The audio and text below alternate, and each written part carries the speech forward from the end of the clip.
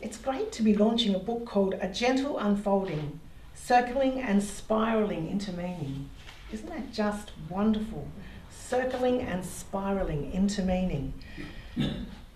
It's a beautiful book of an authentic story of an Australian Catholic who is a daughter, a granddaughter, a sister, a wife, a mother, whose life traverses a time in history where change has been the hallmark of her journey. And there's never been a time in all history where we've experienced such rapid change. I'm not exactly sure why I've been asked to launch this book, but I'm really grateful to have had this encounter with Judith's work. I have had the most interesting experience reading it. And the first part of that is, I'm going to refer to St. Ignatius, who is the founder of the Jesuits. And when he first experienced his conversion to giving his life fully to God, did so by finding himself crippled in bed with nothing to do but read. And he would love to read novels about heroes and great chivalry. And he noticed after he read them, he would feel good for a while, but they kind of leave you kind of dry and wanting more.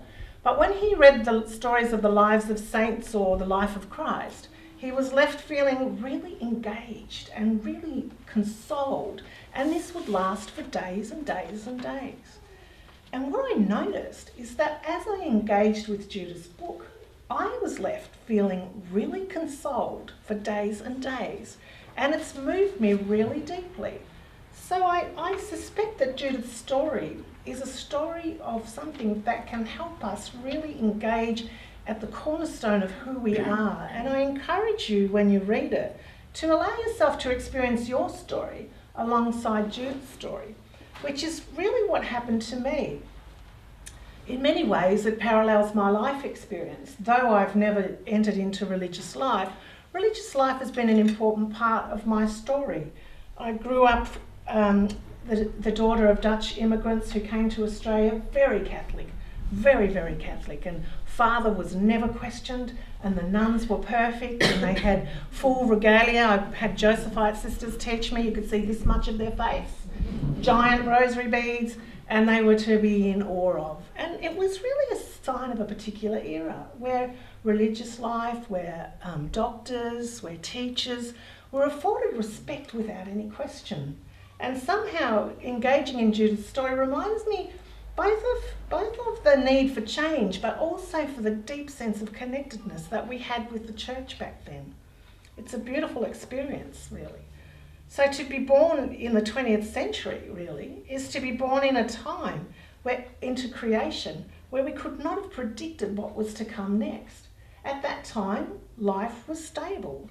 Farmers had farms that grew vegetables that supported families. Now they're massive business enterprises. Women look to be a teacher or a nun or a nurse, maybe. But you were let off the hook once you got married because your career was fulfilled. You didn't have to worry about anything else. It's just not the world we live in anymore. Judith is a fourth generation Australian who was a toddler when World War II began.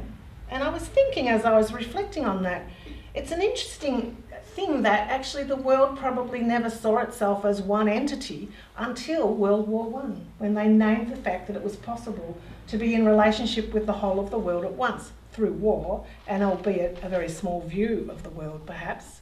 But now, in the 21st century, we have communication skills that allow us to know the minute something changes, even if it's at the North Pole. So we have a very different world view than we had back after World War II.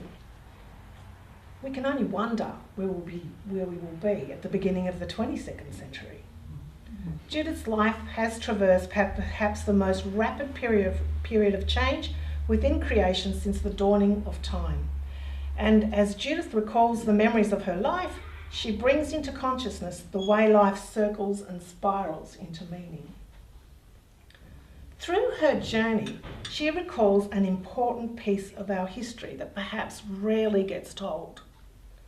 A Gentle Unfolding is a rich history of an inside view of the story of a woman's perspective who has experienced great pain at the hands of patriarchal systems we have created, often blind to their own abusive disposition of exclusion, A pre-Vatican II child of God, she joined the convent only to discover that her love for God and her love for life was greater than her love for being a nun.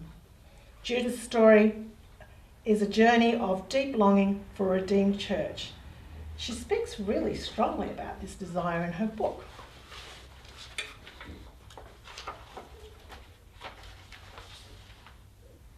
She says, when any institution is 2,000 years old, it's bound to get bogged down in pre-packaged formulas, doctrines, and organisation practicalities, especially under a hierarchical male leadership.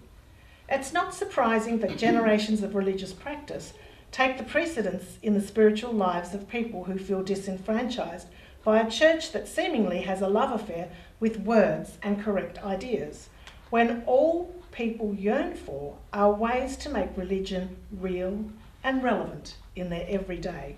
Beautifully said. She goes on to say, for that to happen in a new country, you need a new language.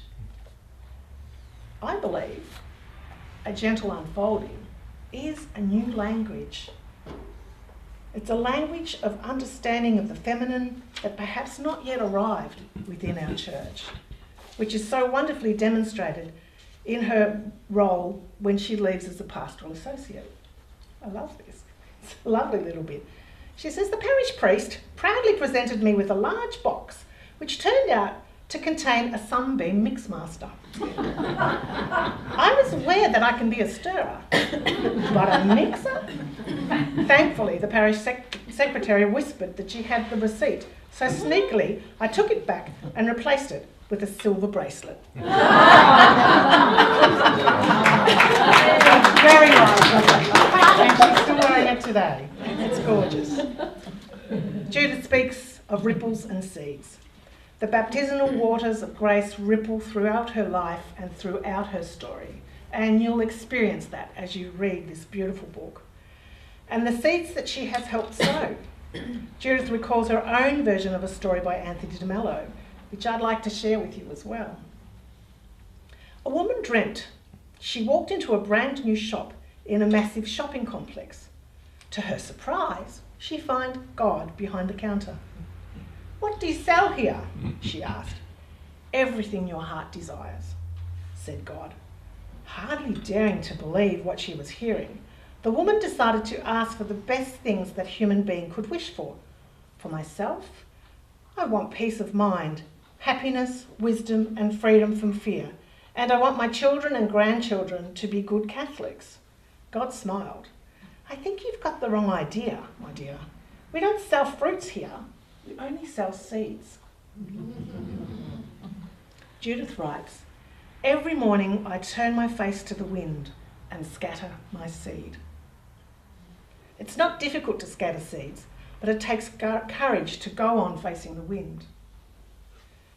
In having the courage to share her deeply personal story, A Gentle Unfolding, her seeds will continue to be sown well into the future by all those who are touched by her words. Judith also writes about being formed in the Siloam program here, which allowed her to understand her own gifts, passion and desires. Spiritual formation is an unexplored treasure that allows people to become themselves, something I'm passionate about as well. And as one of the early women who actually undertook formation as a spiritual director, when the ministry was really unknown and it's really hard and difficult to establish a ministry, Judith has helped open the door for other people like me to take this ministry on as a serious profession. So thank you, Judith, for your courage and for the seeds that you've sown. We share a common question. I was surprised because actually this question's at the end of my thesis, one that I hope will start to echo loudly within our church. Judith writes, "I wondered why every parish didn't offer spiritual direction and pastoral counselling as a ministry." I invite you to wonder about that too. Her story is a testament to the graces that are opened through the ministry of spiritual direction. Thank you, Judith, for having the courage to find the words, to speak in a feminine voice, and to share your deep story and your gentle unfolding as Judith. I think it's an important historical document, not just a lovely book to read.